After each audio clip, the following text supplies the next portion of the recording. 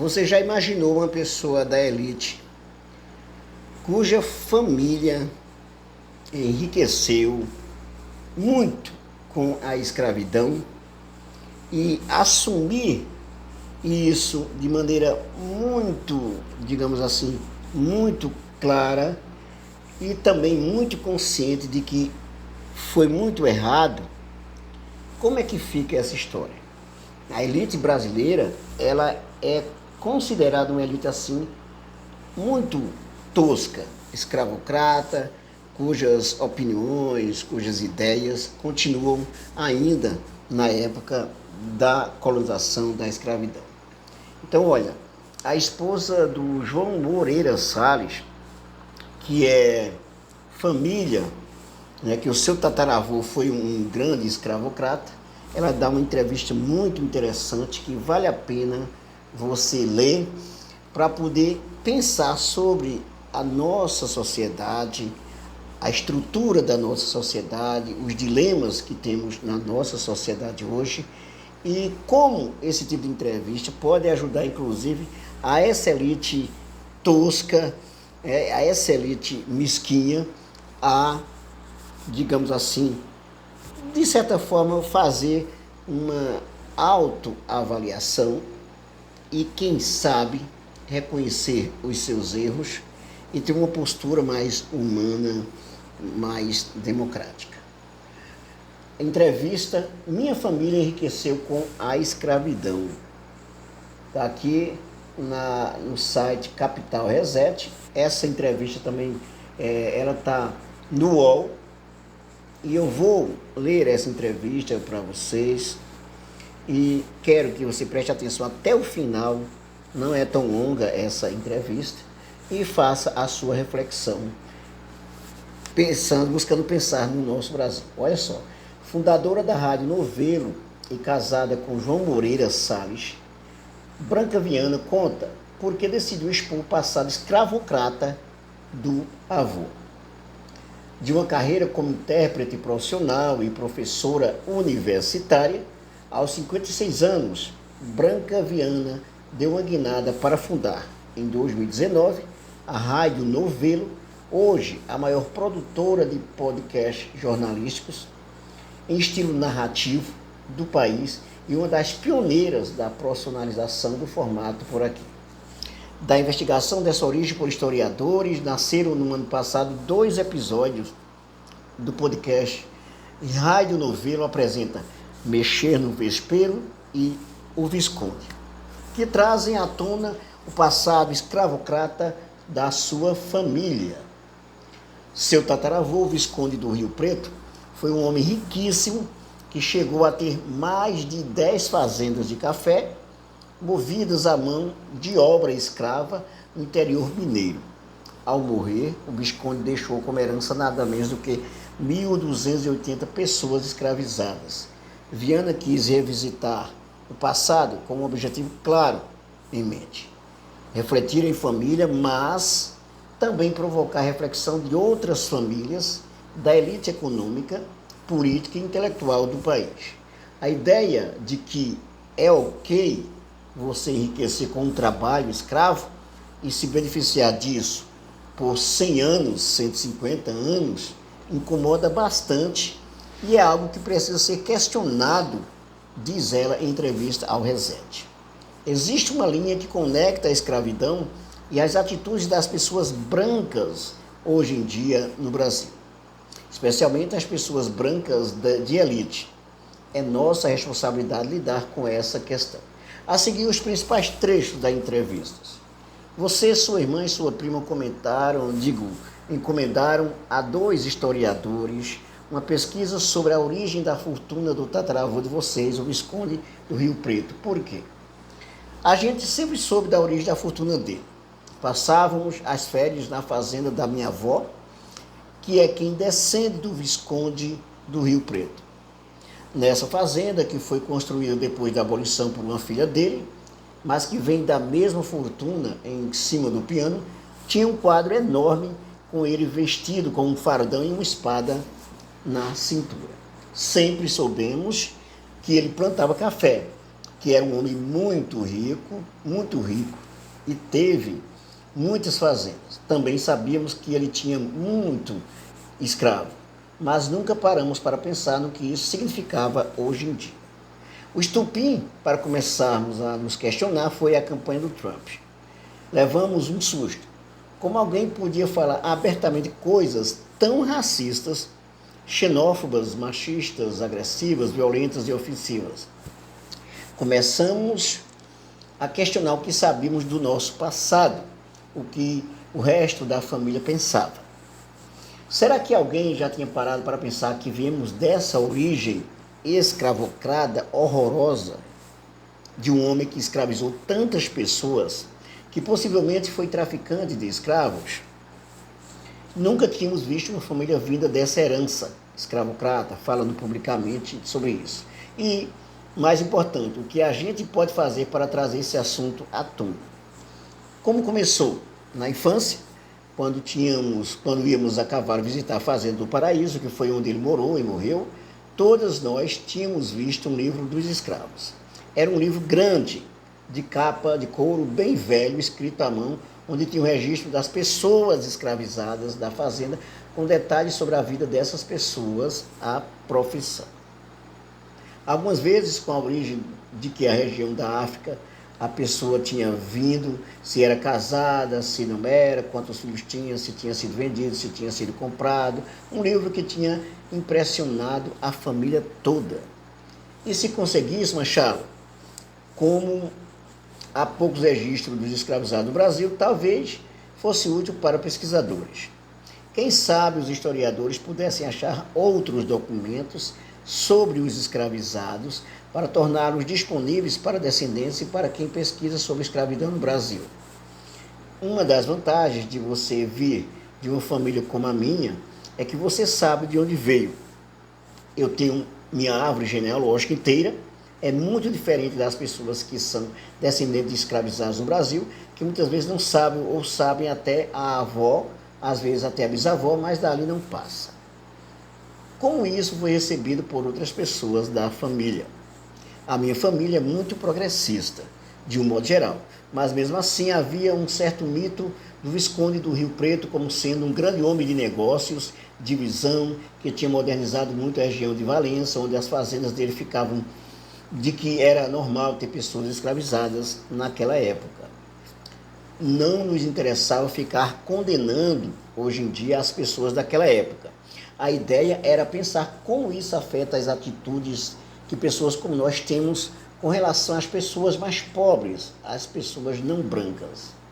Existe uma linha que conecta a escravidão e as atitudes das pessoas brancas hoje em dia no Brasil. Especialmente as pessoas brancas de elite, mas acho que as pessoas brancas de um modo geral, com relação às pessoas que não são brancas, sejam indígenas, sejam negras. A ideia de que é ok você enriquecer com o trabalho escravo e se beneficiar disso por 100 anos, 150 anos, incomoda bastante e é algo que precisa ser questionado. Todo mundo na família deu entrevista para a pesquisa e gostou muito do resultado, causou um debate bacana na família. De alguma forma, é uma dor para você? Não gosto de dizer que seja uma dor ou um sofrimento, porque eu me beneficiei bastante, né? Entende? É desagradável, me incomoda, mas não fui eu que sofri. Outra coisa que não sinto é culpa. Culpa é uma coisa, responsabilidade é outra. Culpa eu só posso sentir por algo que fiz. Responsabilidade eu posso sentir por algo que outra pessoa tenha feito, especialmente uma pessoa da minha família. Nossa responsabilidade como pessoas brancas no Brasil, sejam pessoas que vêm de uma herança escravocrata, sejam pessoas de imigração mais recente, que tenham se beneficiado dos programas do governo, que não foram estendidos aos escravizados, quando a escravidão foi abolida, é lidar com essa questão. Nós, brancos, temos que conversar sobre isso e tentar entender o mal que a gente causa. O Brasil é um país bastante racista e o racismo acontece todo dia. Temos que prestar atenção no sofrimento dos outros, no racismo que é perpetrado por pessoas como nós, contra pessoas que não são brancas. Quando vocês levaram essa história a público, no podcast Rádio Novelo, apresenta, a ideia foi provocar reflexão a outras pessoas em posição semelhante a de vocês. Gostaria muito de ver outras pessoas como nós falando sobre isso, Mas é importante que as pessoas entendam que não é uma tentativa de culpabilizar ninguém. Não se trata de dizer, olha, você é culpado pela escravidão e você é culpado por todo o racismo no Brasil e você vai ser culpado por reparar todo o problema do racismo no Brasil porque o seu antepassado teve escravos em 1830. Precisamos de uma discussão sobre racismo, sobre meios de eliminar ou pelo menos amenizar os efeitos do racismo na vida das pessoas e admitir que ele existe. Admitir que mesmo pessoas que são conscientes e que tentam não cometer atos de racismo fazem coisas racistas sem querer, como fazemos coisas machistas também. Estamos numa sociedade machista, homofóbica e racista e todos nós estamos sujeitos a isso, mesmo consciente, a gente erra. Quando se pensa em pessoas em posição de poder econômico na nossa sociedade, você acha particularmente importante que haja essa reflexão para que mudanças estruturais aconteçam? Acho fundamental. Falar publicamente desse assunto é difícil para a gente, difícil para qualquer pessoa que nessa posição, é difícil para as pessoas que vão ouvir, é difícil para as pessoas que são descendentes de escravizados no Brasil, muito difícil, muito difícil. Recebi muitas mensagens, tanto em rede social quanto em e-mails longos e refletidos, falando sobre o sofrimento causado pelo que falamos no podcast. De descendentes escravizados? Sim, falando da dificuldade que eu ouvi, que foi ouvir esse episódio, sabe? Mas por isso mesmo eu acho que temos que falar mais sobre isso. E como a minha família tem muitas outras. Recebi também as mensagens de amigos meus que eu não sabia que tinham um passado escravocrata dizendo, olha, eu ouvi a tua história, eu sou descendente de fulano das quantas, que era um crápula horroroso, que fez isso, fez aquilo, e a família toda sabe, mas acha que ele foi um grande estadista. São histórias muito parecidas. Rolou um Me Too meio às avessas, o Me Too do herdeiro de escravocrata. E as pessoas dizendo, eu sempre soube, nunca parei para pensar, pessoas que conheço e nunca tínhamos conversado a respeito, só isso é uma coisa incrível. Eu achava que isso fazia parte da minha história, que nunca questionei. A maioria das pessoas que tem esse tipo de história, tem lembranças físicas desse passado, tem prata, tem joias, tem casas, tem louças. Mesmo que a fortuna não tenha perdurado, existem essas lembranças físicas, que é o caso da minha família. Depois dele, ninguém mais trabalhou na vida. Todo mundo foi vivendo do dinheiro desse cara. E, obviamente, acabou. A minha avó dizia, estou gastando a herança de vocês. Ela foi a última pessoa que herdou bastante dinheiro, mas ela nasceu no princípio do século XX. Então, o dinheiro desse homem durou várias gerações. Quando se começa a conversar sobre racismo, a gente começa a ver racismo acontecendo à sua volta o tempo todo. Você não consegue desver. Na Inglaterra tem várias coisas super interessantes acontecendo. A equipe do jornal The Guardian foi pesquisar seus fundadores e descobriu que todos se beneficiaram da escravidão. Eram todos comerciantes de algodão plantado nas colônias do Caribe, muitos tinham plantações no sul dos Estados Unidos e eram super liberais e progressistas para a época. Então contrataram historiadores independentes e fizeram uma pesquisa muito bacana e muitas reportagens a respeito. Fizeram um podcast super bom sobre essa história. É uma experiência institucional muito interessante que poderia ser seguida, por exemplo, pelo Banco do Brasil e por várias outras instituições brasileiras. Bem diferente de Portugal, não é? A gente não achou nada de Portugal. Achamos aquela moça que foi entrevistada no podcast e ela mesma disse que é a única iniciativa dessas em Portugal. Ela explica que em Portugal, por exemplo, não existe censo por raça. Eles não sabem quantas pessoas negras tem em Portugal e essa é uma maneira de você não criar políticas públicas. Não tem como criar política pública para algo que você não sabe que existe. No Brasil, as políticas públicas com relação à raça podem ser implementadas com base em dados, o que é totalmente fundamental. Fiquei frustrada ao ouvir o podcast porque, no fim das contas, os pesquisadores não conseguiram encontrar o tal livro dos escravos da fazenda do Visconde. A gente queria muito ter achado esse livro. Ele virou uma espécie de símbolo, mas a gente não sabe o nível de detalhamento que ele tem, se seria útil ou não. Algo que me impressionou muito foi a informação de que o inventário da herança do Visconde apontou que ele deixou 1.280 pessoas escravizadas, nunca tinha parado para refletir que naquela época alguém morria e deixava outras pessoas como herança. É uma coisa óbvia, só que a gente nunca parou para pensar. Era posse, né? Deixava os imóveis, a casa, o gado e deixava as pessoas. Para eles era igual. E eu acho que ele, ao longo da vida, deve ter tido mais. Um sujeito que teve 10, 12 fazendas produtivas, com uma mão de obra escrava muito intensa, vendeu, comprou. Se ele chegou a importar pessoas da África, eu não sei, mas ele certamente comercializou dentro do Brasil. Vocês não conseguiram descobrir se ele traficou? Não conseguimos. A gente pode dizer que ele, entre aspas, comercializou. Sujeito que morre com 1.280 escravos, passou a vida inteira comprando e vendendo. Você dizer que uma pessoa, isso eu acho que é importante, é um grande homem de negócio, sendo que a mão de obra dele não só era de graça, como a própria mão de obra era uma mercadoria que dava lucro, que podia ser usada como laço para um empréstimo. Isso não faz dele um grande homem de negócios. A escravidão existe desde sempre na humanidade, e não com esse viés de raça, que é todo horror, muito pior por causa da ideia de que uma raça é inferior e pode ser escravizada. Até hoje no Brasil vemos casos de trabalho análogo à escravidão. Quem faz isso desumaniza as pessoas que estão trabalhando porque não quer ter que pagar um salário, não quer ter que pagar imposto trabalhista, não quer ter custo com mão de obra, quer essa mão de obra de graça para ter mais lucro. É muito perverso. Veja que é uma entrevista super interessante, né? Eu sinceramente, quando eu vi essa entrevista, assim, de uma pessoa, como diz, uma pessoa de família rica, que reconhece que a riqueza da família veio da escravidão e que tem, assim, tipo, o bom senso, a tranquilidade para reconhecer que isso foi um erro, mas que não se culpa porque ela não estava nessa época, né? Até assume a responsabilidade da família, claro, né? Quisera toda a elite brasileira, a maior parte da elite brasileira tivesse essa compreensão. A escravidão, ela foi naturalizada, a ideia de que os negros eram inferiores, que para eles se achavam no direito de dizer, olha, podemos escravizar, até porque eles são inferiores, eles não sabem de nada. E sem falar da crueldade que foi praticada desde o processo de comercialização dessas pessoas, né, que foram escravizadas, não é?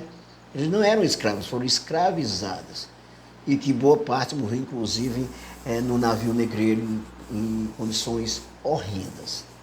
Então, quando eu leio uma entrevista dessa, né, aí eu penso, olha, quisera a elite brasileira se desse conta do mal que fez. Se isso era naturalizado, como na Bíblia, por exemplo, você encontra naturalmente, olha, Abraão teve escrava, teve escravo, era uma coisa naturalizada, mas o importante é reconhecer que foi um grande mal que estruturou toda uma sociedade e que até hoje as bases dessa estrutura ainda estão presentes, e a ideologia, a mentalidade, o modo de ver as pessoas negras ainda é de escravidão, ainda é escravocrata.